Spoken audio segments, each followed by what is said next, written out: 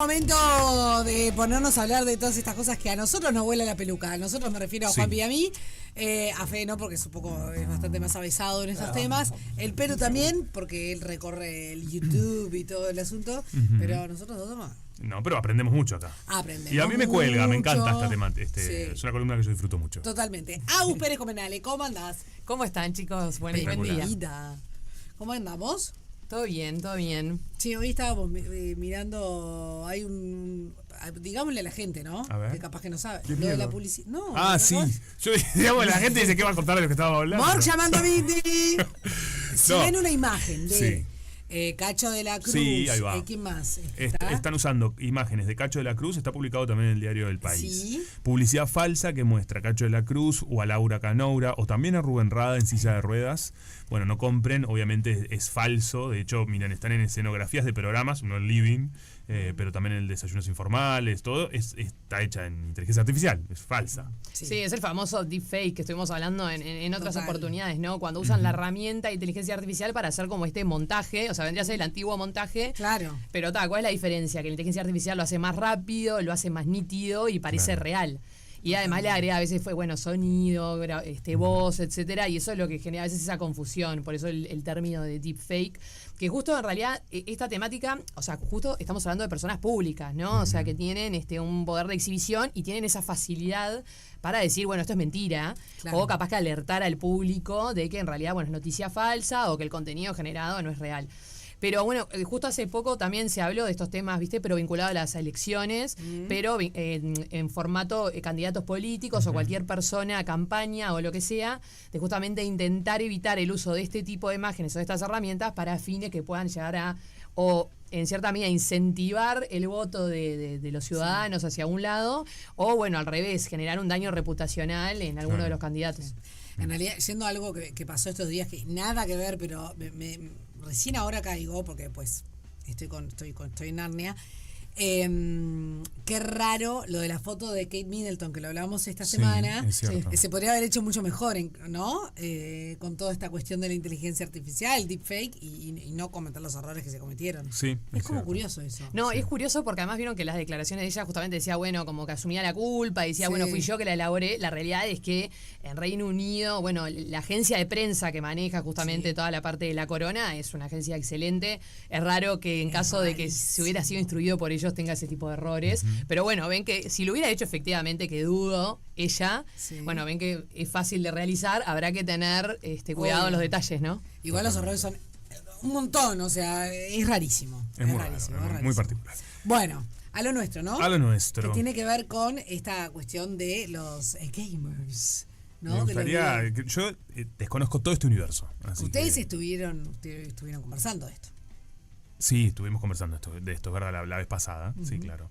Pero no conozco los términos, tipo... Bueno, en realidad la vez pasada estuvimos hablando, toda la conversación arrancó por Por otro la lado influencia. Fue por la influencia de, por ejemplo, habíamos en su momento nombrado Roblox, Sí. de cómo, por ejemplo, hoy los chicos, en realidad la influencia que tenían los niños de, por ejemplo, piden la torta de cumpleaños de esa temática o está muy vinculado con la parte de plataformas y videojuegos. Y empezamos a hablar un poco como el impacto en, en realidad en los infantes, en los adolescentes y bueno, ni que hablar en los adultos, ¿no? Porque son Roblox. varios los que... Hablamos de Roblox, pero hay Yo varias... aprendí. Hashtag, igual a sería.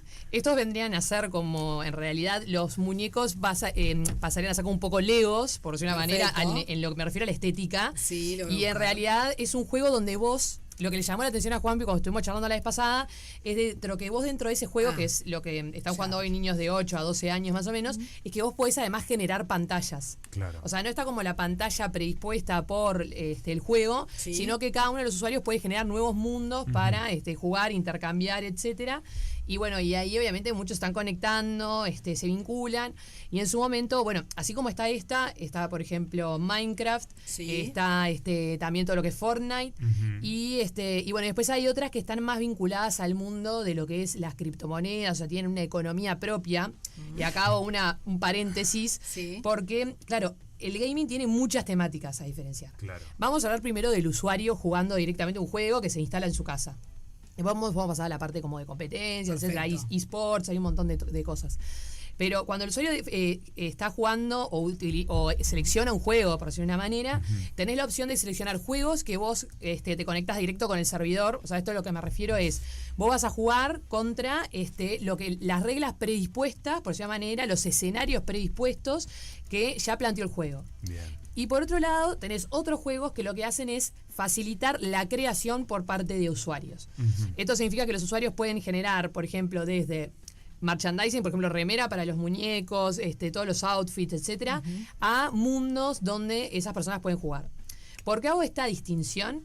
Porque en realidad nosotros siempre vamos a estar, por ejemplo, como que comprándole cosas directamente a la plataforma y vamos a estar generando todo directamente con la plataforma. Cuando digo a la plataforma me refiero al juego. El juego, sí. En el otro se empieza a generar un intercambio entre jugadores. Gana plata, ¿no? Claro, o empiezan a ganar plata, o hay gente que vive de eso, o sea, tipo, efectivamente tiene como un ámbito laboral donde lo que hacen es generar contenido y ese contenido se transacciona dentro del juego. Entonces ahí, por ejemplo, ya tenemos una división de tipos de juego, por decirlo de alguna manera. Y después dentro de cada uno, algunos son básicamente competencias, donde vos vas superando, por decir algo, batallas o desafíos, y después en el otro son más como experiencia del usuario de determinados, por ejemplo, puede ser un evento, puede ser un concierto. Mencionábamos la vez pasada, por ejemplo, el récord de asistentes a un concierto fue el de Travis Scott en Fortnite, que tuvo más de 12 millones de personas conectadas. Es una locura. Entonces, como vemos, tiene una cantidad en realidad de volumen, en realidad de conectados, y obviamente de llegar a territorios que capaz que uno no podría llegar, que bueno, lo facilita obviamente la inserción en todas estas plataformas digitales. Es de locos. Es impresionante.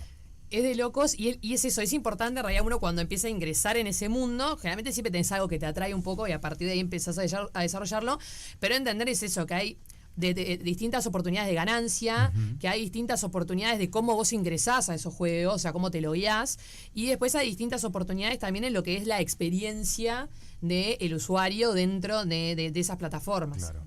Bueno, esto es lo que hace que de repente ves noticias de chicos que son menores de edad que se hicieron millonarios. No sé si millonarios, pero que hicieron un platal. Debe ser esto, desarrollando algo que después lo puedan comprar los otros, ese merchandising, lo que sea. Hay muchas, por ejemplo, que mismo hasta están de vuelta vinculadas al mundo de las criptomonedas, de ese Web3, que en realidad, bueno, cada uno tiene como su billetera virtual y vos te conectás desde tu billetera y a partir de ahí generás un usuario y vas generando todo. Y otros, bueno, vos haces como un login, pues de una forma tradicional. Esto es, por ejemplo, cuando te creás una casilla de correo, donde ingresás determinada información, chequeás y bueno, y después procedes a el mundo internauta, por decirlo de alguna manera. Sí. Pero bueno, ahí en la parte de lo que es, bien Juanpi mencionaba, el tema también de los menores, ¿no? Porque a todo el mundo le debe pasar de que tiene a sus hijos, por ejemplo, que se conectan a una determinada plataforma, a otra.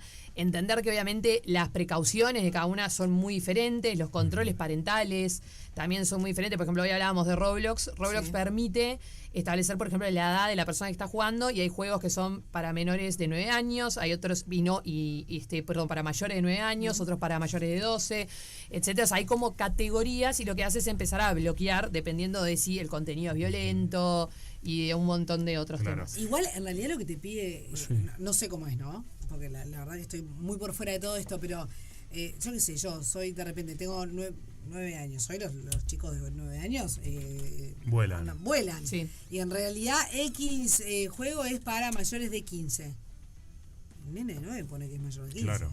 Bueno, ahí es un tema de obviamente de siempre ir como controlando un poco el contenido, o sea, a dónde están ingresando nuestros hijos, o sea, también un poco controlar los dispositivos. Que la plataforma filtre esto, que se dé cuenta. En realidad, si la plataforma quisiera, hay maneras de poder controlarlo. Ejemplo, lo que son redes sociales, vieron que tanto Facebook, Instagram como otros, lo que hicieron fue adoptar una herramienta vinculada con inteligencia artificial que lo que hace es, por ejemplo, a partir de imágenes que va subiendo la persona, o sea, estos son fotos, poder determinadamente percibir cuál podría ser el rango de edad de esa persona. Cuando destacan de que pueden ser menores, lo que tendría que hacer es alertarse y solicitar la vinculación a, por ejemplo, una cuenta de una persona adulta o a cargo de ese menor. Lo mismo podría suceder en realidad en los juegos. ¿Y esto por qué lo traigo? Porque en realidad en los juegos se puede tener la interacción, por decir una forma que simplemente las operaciones dentro del mismo. Se puede tener la opción de chatear, o sea, de mensajería, y se puede tener también la opción de lo que es ya vincular lo que es imagen de video y de audio. Y esto está muy perfilado a la parte de los streamers. Claro. Por ejemplo, los que se conectan y a medida que van jugando van relatando el juego. Que hay un Sí. tema de derechos de imágenes, hay un montón de otros temas relacionados a la protección de datos personales y de transmisión y de retransmisión. Y esto se equipara mucho, por ejemplo, a lo que sucede en la industria deportiva, de cuando hablamos, por ejemplo, los derechos sobre un juego, sobre una competencia. Lo mismo se replica, por ejemplo, a lo que es el sector del gaming. Claro. En Uruguay hubo algunas competencias, pero muy chicas, pero lo que es a nivel mundial hay equipos, por ejemplo, que están 100% destinados a lo que tiene que ver las performances dentro de la industria del gaming, de las competencias, de premios millonarios y bueno, y todo desarrollándose, que personas hacen su carrera, ¿no? Y etcétera, dentro de esa industria. Mira. No, es increíble como hay gente que esto es su trabajo. Completamente, son millonarios. Sí. No, claro. Hay gente que muchos están millonarios. A mí esto me impacta. Impresionante. Es como que Y muchos digo, menores de edad, Sí, claro. que eso también es impactante. Bueno, también, ¿te acordás que hay una señora? Nosotros traemos el caso Una señora. a Rompepago, una señora bastante mayor que vive en Santiago de Chile. En Santiago no. Es chilena, pero vivía en un Sí. pueblito a las afueras de Santiago, que quedó viuda y el nieto la introdujo a este mundo. Y hoy en día es como una de las gamers más saladas de Santiago. Bueno, Una en, cosa de en locos. Uruguay está YouTuber, el perfil todo. del abuelo gamer, o sea, mirá. tipo, la gente lo conoce así. Sí. El abuelo Y bueno, y él gamer. básicamente lo que hace es participar de competencias. Bueno, hay varios eventos, por ejemplo, que se hacen en Uruguay que tienen un sector gaming que un día cuando se hagan los invito a verlos porque es fascinante. Ay, re. Lo que es también la mecánica y la dinámica, ¿no? Entre ellos. Mirá. Y bueno, él participa de esas competencias y bueno, ahí nos queda claro de que no hay edad, de que más allá que obviamente siempre nos preocupa todo lo que es vinculado al perfil de los menores, pero por un tema de ese desconocimiento capaz que tienen en cuanto a las herramientas, también entender de que bueno, de que hay personas en la industria que son mayores de edad y de larga edad, por decirlo de alguna manera, que participan de la misma y bueno, y que generan parte de ese ecosistema. Mirá. No, lo que yo me pregunto también es qué tanto necesitas, por ejemplo, si me pregunto, ¿no? Buenas computadoras hoy están tan bien diseñados los programas que se instalan igual en las computadoras más comunes que podemos llegar a tener, ¿no? Porque a veces también, igual yo veo los que son profesionales y repro que se van comprando y cuando quieres Obvio. acordarse tiene Se hasta la entusiasman. silla, obviamente, Salado. la silla gamer, todo. Pero digo, quizás se puede empezar como con las compus más tranqui. Sí, la mayoría de esas plataformas, a medida que va como evolucionando también las herramientas, lo que buscan es eso, es como adaptarse a los distintos dispositivos y adaptarse a dispositivos que en realidad son de consumo masivo, por decir una manera. Con este es una De hogar. supercomputadora Claro. para conectarte. Y ahí depende mucho en realidad del juego y de la resolución que vos quieras jugar. O sea, cuanto mayor imagen o mejor imagen, mejor calidad de imagen y de sonido, obviamente ahí vas a necesitar una mayor inversión. Claro. Pero hoy por hoy con las computadoras tradicionales, por decir una forma, en realidad de las que están en el mercado, perfectamente se puede acceder. Y bueno, y de vuelta, y dependiendo del tipo de juego, o sea, no es lo mismo un juego, por ejemplo, que es casi 100% en línea, o sea, que hay un multijugador, donde en realidad nosotros estamos vinculados con otros, a un juego que capaz que jugamos más en una... por decir algo, en un círculo cerrado, por decirlo de alguna manera, ¿no? Donde necesitamos más hardware y software para poder sostener eso. Pero ahí también está bueno entender, por ejemplo, los derechos en realidad que tiene la persona que está vinculada al juego. O sea, más allá de los términos y condiciones, obviamente nadie quiere leerlos, pero que siempre es importante tenerlos en cuenta. A veces ahí se establecen, por ejemplo, qué sucede cuando hay conflicto entre jugadores, qué sucede cuando un jugador, por ejemplo, rompe el código de ética. Esto significa capaz que tener una actitud violenta contra otro jugador. Sí. Todo eso generalmente se intenta reglamentar, se intentan instaurar lo que vendrían a ser como conciliaciones entre los jugadores. O sea, primero tener una etapa antes de accionar contra ellos y después, obviamente, lo que son sanciones. A modo de ejemplo, bueno, suspender al jugador por determinado tiempo, hacerlo perder una competencia, entre otras cosas que van un poco de la mano. Sí, claro, tremendo. No es un Bueno, pero universo. hubo casos de Claro. peleas entre sí y hubo casos que en realidad un poco, se llamaron la atención en realidad, pero poco por el dramatismo que tuvieron, por decir una manera, de personas, por ejemplo, que denunciaron acoso dentro de este tipo de plataformas. Entonces ahí, por ejemplo, hubo en una que se llama Horizons, que está vinculada al grupo Meta, que lo que hizo fue básicamente establecer un distanciamiento entre usuarios obligatorio para que no se volviera a repetir ese tipo de escenas. Mira, wow. Y el derecho al olvido, ¿no? El derecho al video también. Me interesa mucho indagar. ¿Lo hacemos a la vuelta de la pausa? Claro que sí.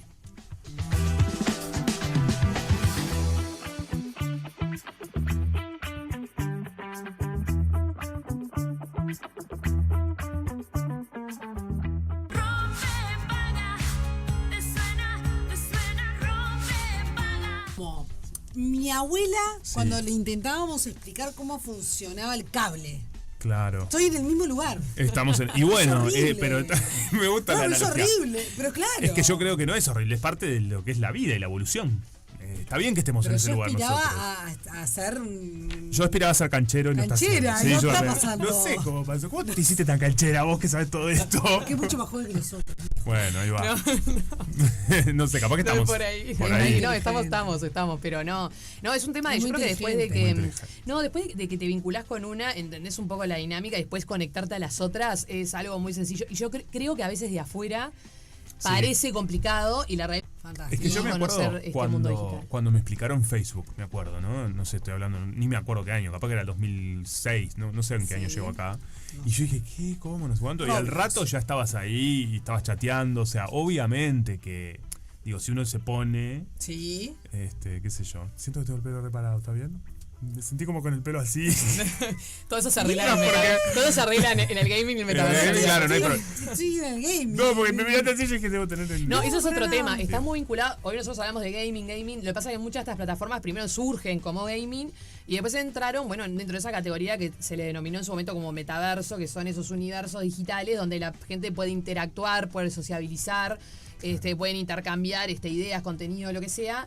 Y muchas de ellas tienen un sector como de juego, por decir una forma de interacciones, pero como decíamos también, tienen o conciertos, otras experiencias del usuario, o simplemente lo que es que determinados usuarios se conecten dentro de una misma plataforma y puedan interactuar. Para mí son recontra redes sociales. Entiendo que está en discusión y que tienen otras cosas, pero yo creo que las nuevas generaciones, los más pequeños y pequeñas, quizás no se mueren por tener Instagram y este tipo de juegos donde se vinculan, arman comunidad, dialogan de cosas, quieren ir para ahí. O sea, por eso ellos tienen un uso distinto del Instagram, porque están acá.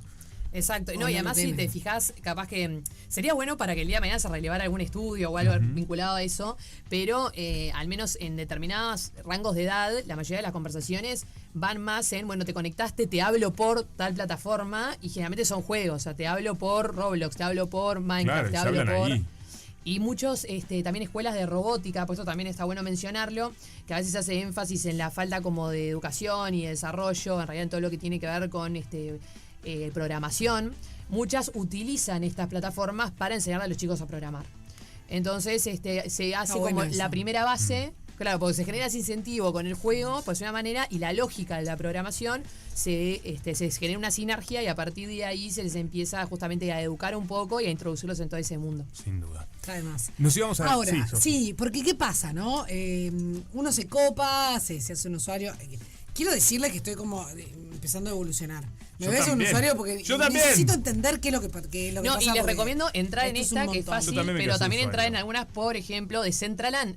Aunque no lo crean, Decentraland es una plataforma que fue creada por argentinos, o sea, surgió en Latinoamérica y hoy tiene una connotación mundial, global, pero van a ver que hay muchas figuras internacionales, etcétera, que tienen usuarios y tienen interacciones, y bueno, de Sandbox también. Así que les recomiendo una. Calmate, Agustina. Me gusta el logo de Decentraland. Sí, es lindo, luego me lo tatuaría. Se hace refan. 3, 2, 1. Dios mío. Decentraland, con D empieza. Perfecto. Sí. Ponele, ¿no? Nos metemos en todo ese asunto y de repente digo, ¿sabes una cosa? Esto me tiene repodrida. No quiero ser parte. Quiero volver como una especie de anonimato. No quiero rastreo. Y le pido a todas las cosas que, no sé, de todas estas plataformas que me borren. ¿Esto es real? ¿Esto pasa? ¿Es posible? ¿No es posible? ¿Me borran? Bueno, ese fue un tema muy discutido. Traes un tema importantísimo, en realidad. Que primero se empezó a trazar, ahora se está tratando, y ya se trató en realidad, y ya se votó en la Unión Europea. Que uno de los temas es la facilidad de los usuarios de poder borrarse de las plataformas. Porque siempre pasaba, vieron que cuando ustedes, por ejemplo, se vinculan de una red social, te dan la opción de eliminar y a veces te dicen, bueno, pero cuando vos conectás el mismo correo, querés intentar hacer un nuevo registro, te da la opción de reactivar tu cuenta que quedó en cierta medida como que obsoleta o fuera de conexión, por decirlo de una manera. Eso es algo que, por ejemplo, que en algún momento va a llegar acá, porque todas las plataformas de interacciones de redes sociales tuvieron que modificarlo y tienen una versión beta solo para Europa ahora, que lo que hacen es facilitar esto de borrar efectivamente los datos a partir de un determinado periodo de tiempo de que la persona se desvinculó o decidió desvincularse de la plataforma. Hoy por hoy, en la mayoría de estas plataformas, sucede un poco lo mismo que sucede en redes. De vos te generás un usuario, de vuelta, depende cómo lo generás, si es a través de una billetera electrónica, si es a través de un correo electrónico, etcétera. Pero en algunas se puede llegar, como por decir algo, a borrar esa información de todo, y en otras, van a seguir quedando algunos datos que pueden llegar a reactivarse. Mira. O sea que no se olvida. Y no, esto se le llama... Más que nunca hay que ser consciente de... Siempre hay que ser consciente, pero con esta información más aún de los datos que se comparten. Sí, y esto está bueno porque justo hoy surgió un artículo de prensa y hubo algún movimiento también el año pasado en todo lo que está vinculado con derecho al olvido, ¿no? Sí. La gran polémica, ahora que justo decías el olvido, que en Uruguay tenemos 2 casos que están vinculados con este tema. La regulación uruguaya hoy no contempla lo que es el derecho al olvido, o sea, no está regulado, la ley no se menciona al respecto. ¿Y qué pasó? Esto en realidad es como una figura que sí surgió en Europa, más o menos en el 2014, que se empezó a implementar que la gente tenía ese derecho a ser olvidada por determinados temas que podrían llegar a, por ejemplo, generarle un daño reputacional, al honor o lo que fuera. ¿Qué pasó en Uruguay? Se presentaron 2 casos por vías distintas, que eso es un tema importante, más que nada para si el día de mañana a alguien le pasa, sepa por qué vía ir, vinculados en donde personas solicitaban el derecho al olvido. En uno era un caso básicamente de una persona que hubo una investigación con una denuncia penal por un tema de unas personas que trabajaban, si estaban regularizadas o no, y esa persona pidió a Google, específicamente a la entidad que Google tiene en Argentina, de que esa información se desindexara de Google. ¿Qué significa esto, desindexar? Es básicamente que si yo entro a Google y en el buscador pongo mi nombre, que haya un determinado link, un URL que no aparezca más dentro del buscador de Google. Okay. Acá abro paréntesis y subrayo de que no significa que ese URL o ese link esté eliminado de Internet, sino que significa no aparece en la búsqueda. Está escondido. Exacto, o al menos como que esa automatización que tiene Google para ver qué resultados arrojar en la búsqueda, lo que hace es sacar ese link y decir, no va a pertenecer al resultado final de la búsqueda que me estás pidiendo. Ese fue un caso. ¿Cuál fue la diferencia entre uno y el otro caso? Básicamente fue una persona que el nombre surgió por los Panama Papers, se lo vinculó como testaferro, lavado de dinero, un montón de otras cosas más, y esa persona también dijo, mirá, reputacionalmente esto me afecta, cada vez que buscan mi nombre en Google aparece como este antecedente, por decir una manera, y pido que lo borren. La diferencia entre un caso y otro, al menos en lo que tiene que ver vinculado con Uruguay, fue netamente un tema procesal. O sea, no de sustancia, no de contenido, sino de qué metodología aplicó cada uno para llevar a cabo el proceso. Uno fue por la ley 18331, que es la de protección de datos y habeas data, y quiso ir por un proceso más cortito, o sea, abreviado, en el que pidieron efectivamente desindexar esta información. Este caso llegó hasta la Suprema Corte de Justicia, o sea, tuvo 3 instancias, primera, segunda y casación, lo vendió a la Suprema Corte de Justicia, y la Suprema Corte decidió de que no era el procedimiento adecuado, que habría que ir por juicio ordinario, o sea, el normal, que es más largo, que tiene mayor garantías, pero lleva más tiempo, porque entienden que la solicitud de desindexar no significa eliminar información. Entonces no estaría contemplado dentro de la imagen de la habeas data y dijeron no corresponde. En el segundo caso fueron por juicio ordinario, no tomaron la primera estrategia y en primera y en segunda instancia se decidió desindexar la información, o sea, se le encomendó a Google de que la desindexara y es más, en segunda hasta se le ejecuta una pena por el tiempo que pase hasta que Google no saque esa información del buscador. Mirá. Entonces vemos que ahí habría una polémica de si corre o no el derecho al olvido, el tema de vinculado también versus libertad de expresión. Claro. Y versus también un tema que es muy importante de que tenemos que acordarnos que desindexar información, o sea, esto que se está pidiendo y que se lo vincula con el derecho al olvido, significa que la información va a seguir colgada en Internet. Lo único que significa es que el buscador, que es el buscador que maneja mayor información a nivel mundial, no va a arrojar esa información o ese determinado link. Que ahí se abre todo un debate, porque ¿qué pasa? Capaz que el día de mañana la empresa, y es un poco la postura que está tomando, es que empieza a decir, no quiero tener problemas, entonces ante la duda, si vos me denunciás un tema que tenga que estar vinculado con derecho al olvido, yo voy a bajarlo del sistema. O sea, voy a desindexarlo automáticamente. Eso que pasa que el día de mañana podemos estar denunciando cualquier cosa y en cierta medida nos va a empezar a restringir el acceso a determinada información. Sí, claro. Porque yo capaz que, por ejemplo, no sé, googleo mi nombre pensando, bueno, esta es la información que hay de Agustín en internet, y sin embargo, si yo capaz que hice algunas denuncias, pude en cierta medida manipular ese perfil obvio. que aparece Claro. digital. Claro. Para mí, no sé si importa a los hechos, pero en realidad me interesaría también saber si lo que estaba publicado era cierto o no, porque si hay injurias, ¿no? Y no sé, por la vía judicial se comprobó que esas personas no eran responsables de lo que se les estaba acusando, esa es una.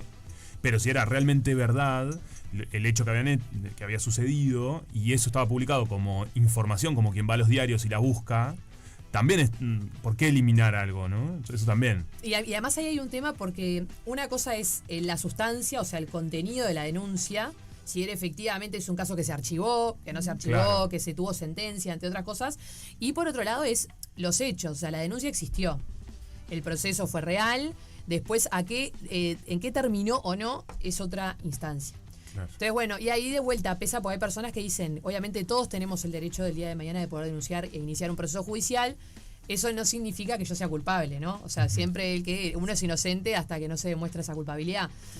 Y es esa balanza que es muy difícil encontrar un punto medio y que de vuelta en Uruguay hasta ahora no es claro, porque de vuelta tenemos una sentencia que dice sí, una sentencia que dice no, pero que en realidad si vamos al contenido no es un Uruguay dice no al derecho al olvido, es un Uruguay dice no en este determinado proceso. Claro.